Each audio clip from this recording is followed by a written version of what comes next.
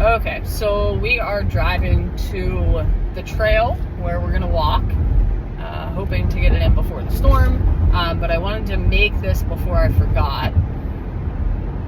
When we go through a doorway, so her obedience from now on is going to be, once I tell you to do something, you stay doing that until I tell you it's okay and you can stop doing it, right?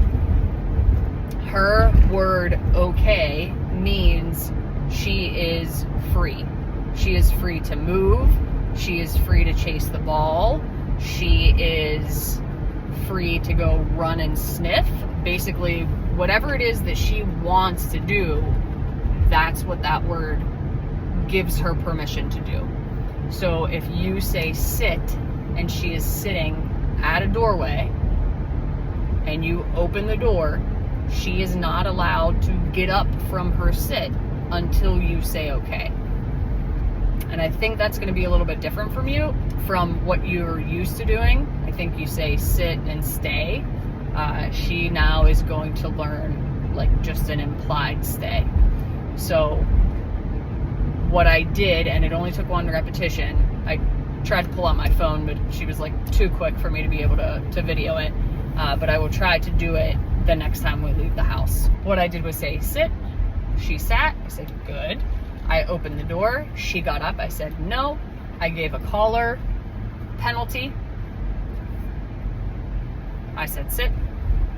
She sat slowly, so I did just a couple taps up on the collar as a reminder. When I say sit, it means put your butt on the ground. So the collar pop that came after she got up from her sit, that was punishing in nature. That was, you got up from your sit, that's not what you're supposed to do. This is your penalty. And the tug up on the leash after I said sit was me enforcing her sit. So even though it was tugs on the leash, and those technically are the same thing, they were meant in different contexts, and she understands that. So I'll get that on video for you at some point, but I wanted to have this video explaining that. So anything that's meaningful to her, there's got to be some type of like pain, force, fear, something that she wants to avoid, something that is unpleasant. That's why it works, right? You can use that to mean what you say. I said sit, pull the leash up, I mean sit. This is your reminder. Sit your butt on the ground. Or you can use it as a penalty or part of a punishment to let her know that that was wrong. We're not going to do that. So this, she's not in a behavior. So I'm going to say wait. No. Wait. Okay. Nice. The reason I said no, Millie, come on, good girl.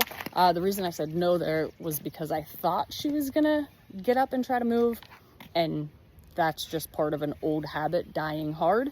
I should not have said anything because she didn't break the rule yet. Like, I should have just let her get out of the car if she was going to, and then penalize that, teaching her through trial and error that wasn't the right call, right? She was laying on me on the couch earlier when it was storming. I got Millie hair all over me. Come on, Millie. Good girl. So this is our walk. We're out of the park on a trail. And she is right now free to go where she wants. If she would go under that fence a little bit further to where it would be an issue, I would just say no or let's go, and I would hit this button and it stops so I could give her some feedback on the collar. So we don't ever want to hit this button if we don't mean to stop her. So I explain this as, this is the brake pedal, and then this one brake pedal, and then you push that forward, and that is the parking brake. And then to turn the parking brake off, you pull that back towards you. And I'm sure the one that you have might work similarly or a little differently, but typically speaking, all of the retractable leashes work in the same fashion.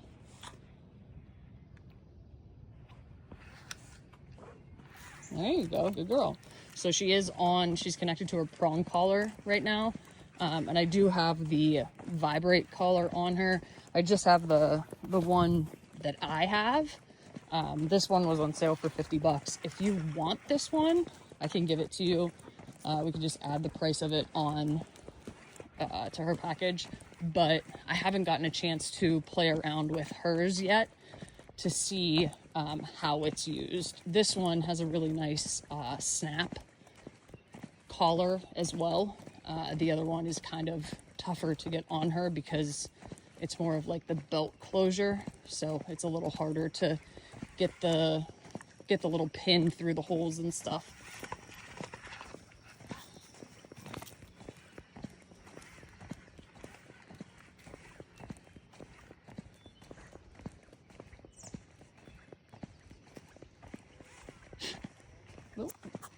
Get eaten alive. These bugs are terrible when it gets like rainy weather like this.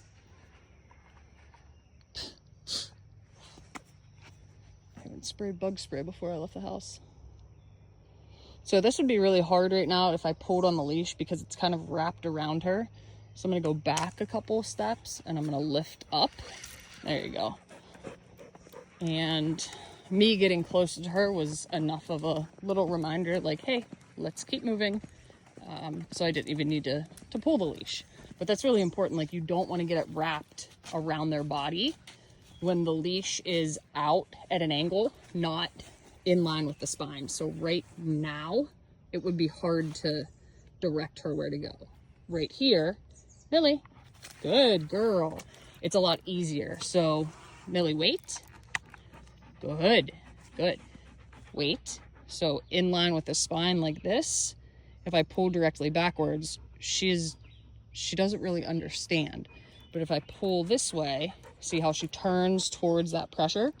If I pull her this way, Millie, good girl, good job. Good job, Millie. Come here. Good girl, good girl. So if I want her to come towards me, I'm going to apply pressure, and then I turn the pressure off when she yields to the pressure. So when she steps towards me, I stop pulling. Yeah, good job. And even though it was a step or two, she still understands. Millie, yes, good girl, good job. She understands how that works. So what we don't want to do with the leash is push the button and pull her like the whole way to us, right? So this is what that would look like. She never really understands, right? She comes, but like she doesn't turn that pressure off.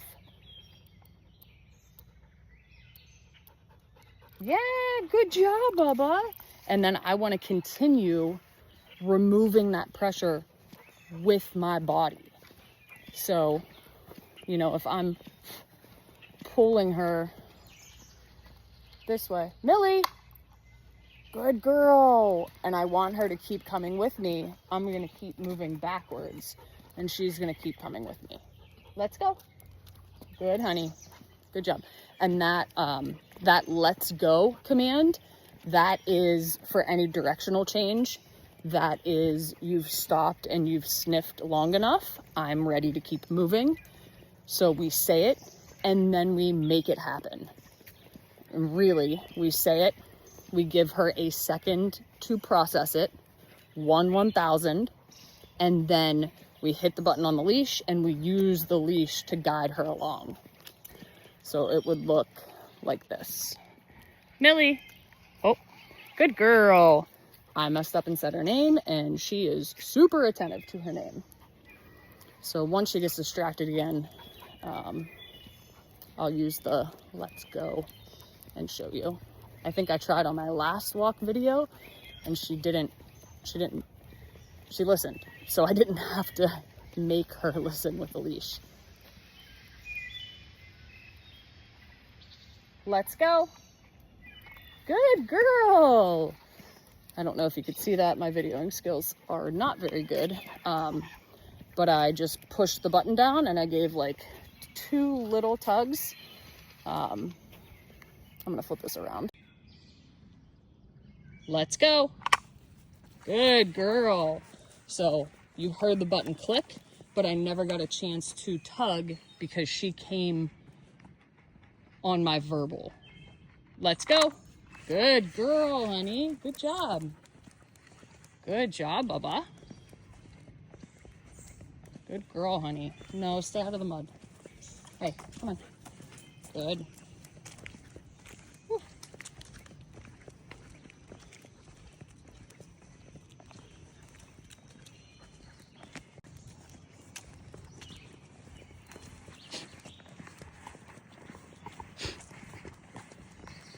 Millie, heel.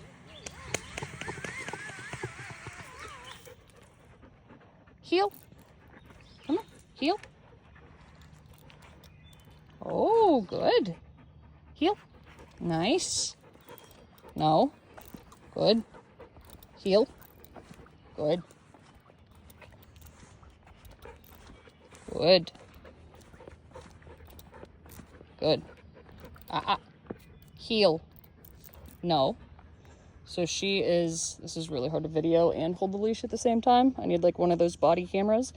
But she is actually, all right, so we went hands-free kind of. She's out in front of me right now. So I'm gonna say heel, pat my leg, and then I'm gonna make it happen. Whoa, did you already know what's coming, huh? Did you? Hold on. Some more leash, there we go. Heel. No. Heel. Give her time to respond, and then I use the leash to pull her into position. Good girl. Heel. Good. Good. Heel. Come on. Heel. Good. Heel. Good. No. Heel. Good. Millie, heel. Good. No. So she is learning right now. So when she gets ahead and there's tension, I'm going to say heel, heel, and then I put some tugs back towards my side. Heel. Good. No. No. Heel. Millie. Heel. Wow, good. Good. And my is a, like, no, you're not doing the right thing. Come on. Come on. Good. But we're still learning, so I'm not really going to punish you for it. Hey. Heel. Heel. Good. No. Good. Heel. Come on. Come on. Heel. Come on. Heel. Good. Good.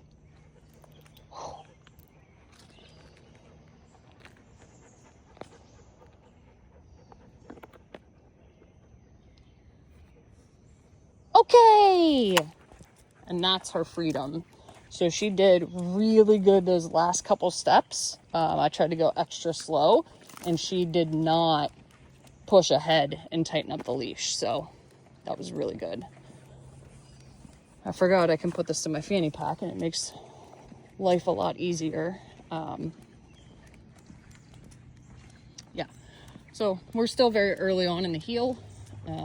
She should be able to walk right at your side, and the idea is your hand should be able to like swing up and back like you're walking normally, and the leash should not get tight. And if it does, she's too far ahead of you, and you need to get her back into position.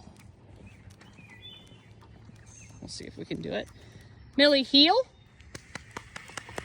Heel. Come on. Wow. No. Hey, heel. Heel. Good. Good. Hey, heel. Okay. Okay, go, go, go, go, go. Good job, Bubba. Good job. That was really good. That was really good. She's getting it. I know you're not gonna run with her, right? This is why I think like going to I think there's even like a church at the end of your road. There's like a big church parking lot. Like you could pop her in the car, you could drive down there with her, get her out of the vehicle, and you guys could just walk around the parking lot.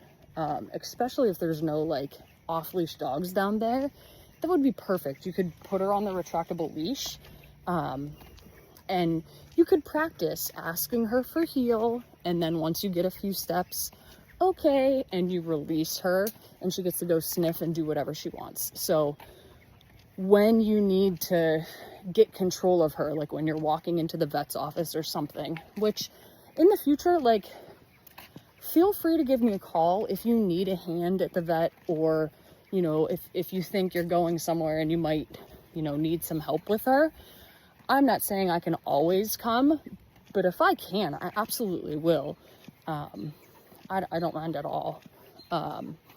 Even if it's just like a kind of like letting you know, like, hey, remember to do this, or like, okay, we missed that this time. Let's do it this way next time. Or you did a really nice job doing that. You know, like, we can use it as a training opportunity. But you'll have that like close heel position. You could technically, hopefully we get that good of a heel on her in the next week. I don't know if we will in 1 week. If I had her for 2 more weeks, probably. But you'll definitely have a good, I don't know, probably 10 or 15 steps where she'll stay at your side before you can release her. That's like we call that a duration exercise. So it's like a sit stay. You wouldn't, when you first start asking her to sit, you're not going to ask her to sit and stay for 15, 20 minutes at a time, right? That's just absurd. But we can ask for 10 to 30 seconds at a time. And then her release word lets her know when it's over and when she's allowed to go sniff and be free and be a dog again, you know. But what I was thinking is like going into the vet's office or walking from the car to the office door or something like that. That would be helpful to have a heel command, right? But in order to be able to use it, once the handoff from me to you happens, you have to practice it in environments that are not your yard. So we have to get out. We have to take her to that parking lot. We have to take her to the ball field parking lot or something. And we have to practice this stuff because she's just like us. You know, if you learn a new skill and you don't practice it for a while, you're not going to be very good at it whenever someone asks you to do it, especially if it's like an on-the-spot type of moment, right? The moments we need our dogs to listen the most are usually higher stakes environments, right? There's an off-leash dog coming at us, we're in the vet's office, and there's other dogs in the waiting area, or whatever the situation is. But I feel like I'm kind of going down a rabbit hole right now, so I'm gonna flip this back to her.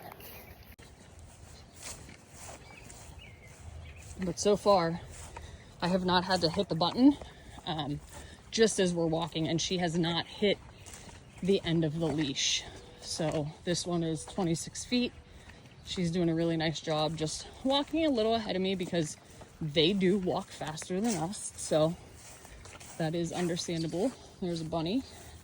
Millie, no. No. No. Good, honey. Good girl. Hey, come here. Millie, good. Good, honey. Okay, over here. Let's go. Good girl. Good girl. Good girl. So she's gonna hit the end. Yep. And she kind of looked at me like, what was that for, right? But that's because I don't want her hitting the end of it and thinking that she can pull me forward. So when she hits the end of it, my feet are planted, my knees are bent, and I could hold the leash with one hand under the bottom to kind of brace myself so that she doesn't pull one arm all the way out, you know? I mean, it's connected on my fanny pack, but if you did this and she got to the end of the leash, she may pull you over, right? Even if it's in your hand and she gets to the end of the leash, because she's gaining some speed and she's gaining some distance, that alone is enough to kind of pull it out of your hand. So when you see her starting to go faster or starting to get further away from you, you can say her name and then N-O, right? And just like I did with the bunny, when I said no, I gave her a warning. No, good, honey, good girl. I said N-O, and my thumb was hovering the button, but I never had to press it because she has learned that when I say N-O, it follows up with a collar correction or a penalty, some type of punishment, something that she doesn't really enjoy, that probably doesn't feel super pleasant, but it keeps her safe, right? So we see her getting further away from us. We say her name, right? She maybe looks back at us. We can say, let's go. If she doesn't listen to let's go, we have a couple options. We can press the button and tug. Or if she is just trying to get to a certain area, we can say her name, N-O, and just kind of plant our feet and hold the button and not let her go. That's like our break, right? What are you doing, sweetie? You're going up on parking benches, picnic benches. That's actually really good. Shows me she has some confidence to explore and be curious, which is a really good thing. It doesn't seem like a really good thing because owners typically see that and like, oh, that's a naughty behavior. She shouldn't be climbing up on picnic benches. But when she has the confidence to do that, she feels better about herself. When she feels better about herself, she's not reacting to everything that goes past the yard. What is that, Mill? What is that, baby? What is that? Come here, babe. Millie. Yeah, come here. What is that? Oh, look at you, huh? Look at you. Yeah, look at you. Good job, babes. Good job. Come on, babe. Good girl. Millie, let's go. Good. So she did not listen to my verbal, so I just grabbed the line, which I do not advise, but she was going slow enough and my hands are strong enough that it's not going to matter to me. I just grabbed it and kind of gave her a tug. So we'll see if she does it again. She hit the end of the line. I'm not moving my feet. Right? Good job, baby. And she works her way back towards me on her own. Good job, Papa. Yeah, good girl. Good job, baby. There's a dog in that truck. Come on, let's go. Good job, Papa. Good girly. Good girly. Good job, babes. Good job. Where are we going, honey, huh? Where are we going? Are they coming for a WALK? I don't know. Let's go, Millie. Good girl, Papa. Hey, let's go. Millie, come on. Good job. Nope, let's go. Millie, come on. Come on. Good girl. Good job, baby. Good girl. She's just watching them turn around and back up. They might be parking and getting out. We'll see. Good girly. Come on. Let's go, Mills. Good girl. Come on. Let's go. Good. Come on. Let's go, Papa. Good job. Good girl, Millie. You ready to go? Are you ready to go? Okay, up. Get up there. Get up. Come on, you can do it. Oh, that's a good girl. Oh, that's a good girl. Good girl. Good girly. Okay, go. Go, go, go. Good job. Oh, hi, guys. You put your dog away? I did, yeah. They're friendly dogs. Yeah, I kind of figured. What kind of dog is that? She's a golden retriever. Okay. Yeah. Okay, so these people, probably can't see them. They were the people in the truck actually parked beside us. They had a golden retriever and a husky German shepherd mix. Gorgeous dogs. The golden retriever, I think, is still a puppy, but as soon as they opened the door, the dogs rushed out, and they were friendly. But I got Millie in the car first just because I just didn't want to have to deal with that. I really think she would have been fine. It's just more or less the other people, and they said they're like, oh, they're friendly. However, most people will say their dogs are friendly, and maybe their dogs are friendly, but sometimes they can be friendly in a rude way where they rush the other dog. Like, I think Sadie, the neighbor dog, she's friendly, but she's friendly in a little bit of a rude way where she's just like, she comes on very strong, right? Whereas Millie is friendly, but she comes on a little more reserved, right? She's not like, whoa, in your face when she meets new dogs. At least she wasn't when she met mine. So ideally, that interaction would have happened towards the end of the week, and I would have just let her say hi, no big deal. She would have made some new friends. They might have wanted to play, but when it's two dogs on one, that's not really fair, and she can feel easily overwhelmed in that situation. So that was another reason why I didn't want to risk that. And it's one of those things, like when you have multiple dogs, that's why when I have dogs in my care, I do one-on-one introductions, at least until they all know each other, and then like in the mornings I'll let them all out together. But when Millie came over the first time, I let one of mine out. They did introductions. Then I let another one of mine out. They did introductions. And I went through all of them one at a time, just because more can be overwhelming. Good. Wait. Good. Wait. Try to use this thing again. Let's see if it helps. Okay. Okay, Mel. Right here. Hey. Oh, you're all turned around. Son of a gun. Come here. Come here, babes. Come on. Come on. Right here. Come on. Come on. Hey. Come on. Yeah, come on. Come on. You can do it. Oh, we just cleared it. Good girl. Good girl. That's okay. So I don't think this step is going to work. I'm going to keep trying with it. But we'll see. I do think if it was something that you would be open to, which I don't know,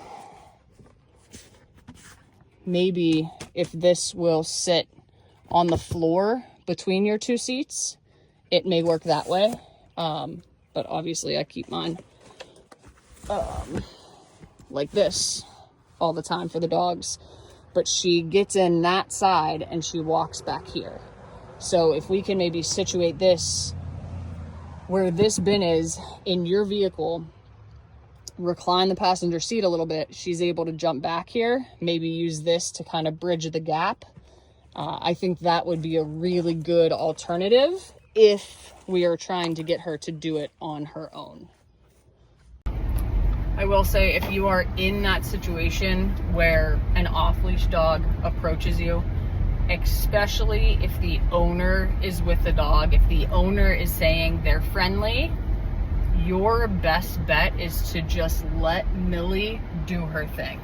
She is pretty savvy when it comes to dog communication. She does really well. She can stick up for herself if she feels like she needs to. And she doesn't do so in a threatening way. So that's actually, like, I don't want to say a unicorn trait when it comes to dogs, but like a lot of dogs they'll overreact, causing the other dog to like almost react in an aggressive way. So like if this dog came on too strong and Millie would overreact, then this dog could attack, right? And that is not Millie. Right? If the strange dog comes on strong, hold on, sorry, I have to turn. If I'm also like a pro at driving with my niece, so she is safe, I promise. We're in a 25-mile-an-hour speed zone. If this dog comes on really strong and Millie says, whoa, too much, this dog's just gonna kind of back up and be like, oh, sorry. And then she's also like very quick to forgive and forget and let them kind of try again, you know? So I think a lot of times us, because I used to do this all the time, it was actually the whole reason why my German Shepherd Duke became reactive on a leash and would start barking and lunging and trying to get to people, because when other dogs came near, other people came near, I would tense up and I would pull the leash up high and I would add resistance to his neck through the leash. So he sees this other dog that he is excited about, and then he feels the frustration of me kind of pulling him back, and now he's like, oh, should I be upset? Should I be on the lookout? Like, is this okay? Is it not okay? And then I'm trying to like pull him away from the dog, and now he's like, he wants to pull into it harder. So then like you get this, it's almost like a vicious, ooh, I almost hit a cardinal. It's like a vicious loop of feedback where the dog is just reacting and you're trying to get them out of there, and then the dog reacts and barks or lunges or whatever, and then the other person goes away. So then the dog learns that I can control people with my actions. If I act scary, they go away. And ultimately that's what is happening out front at your house, because she is barking. And I don't think she's barking, she's definitely not barking out of aggression, right? I think one, she's bored and that's fun for her. The other thing is too, she's friendly. She likes to play with dogs. She loves people. She may be a little bit nervous of bigger men, but we'll see what we can do with that in the rest of the week. But ultimately, she's just learned that she can bark and they go away. So in that sense, it is reinforcing to her. So, and then also, if you have anyone that stops and pets her when she is barking, that could also play into like her reinforcement history. So if she's barking, someone comes over, pets her, gives her attention, and then they go, now she could be thinking, okay, my bark didn't push them away, but my bark got them to come say hi to me, which I want. So there's a lot of different reasons reactivity happens. But the other thing too is, like, say that situation back at the park where those two dogs, I didn't put Millie in the car right away, and I allowed the dogs to rush her and greet her, and she felt overwhelmed. The very next time we saw a dog, she could think, oh, shoot, last time this happened, I was scared. They came on too strong, right? And that could happen with the neighbor dogs. You know, they could be coming on. They could be friendly. They could be trying to play. Some dogs, when they try to play, they bark and they kind of like jockey and go in and out. Like, hey, I want to play with you, but it kind of looks like we're fighting. It's definitely not the best, but some dogs' play styles are like that. And she could just feel overwhelmed. And then she sees a dog, she sees the neighbor dogs, and all of a sudden she is feeling overwhelmed again. So she barks and thinks, well, I'm gonna act big and scary before you can scare me. So lots of reasons that happens. But we are addressing it as we can. She did not bark at all at those dogs, and I made it a point. I'm really close to Jake's vehicle. I made it a point to talk to the owners of the dogs and kind of hang out for a few seconds. I had the door propped open enough that she could see me, but not far enough that she was going to jump out. But just to show her that, like, I'm friendly, I'm talking to them, right? One of the worst things I can do is put my head down and act like I'm bothered by the situation. She can read that, you know? So I think a lot of it moving forward, if you are in those situations, really try to, you know, put on a happy face, be social, and kind of model what kind of behavior you want from her, if that makes sense. So the only real reservation I have with not using that step and letting her get out the back is, I think that back seat is higher than the front seat, which maybe it just is higher in my vehicle because I have my seats folded down, so it's like double the thickness. But I think there's more space in front of the passenger seat in the front for her to put her front feet down and get closer to the ground, because she is carrying a little bit of extra weight, and she does tend to have that like front leg kind of issue. And you know, the more impact, not necessarily the better. Like the least you can have impact, the better. But it's all whatever you're comfortable with.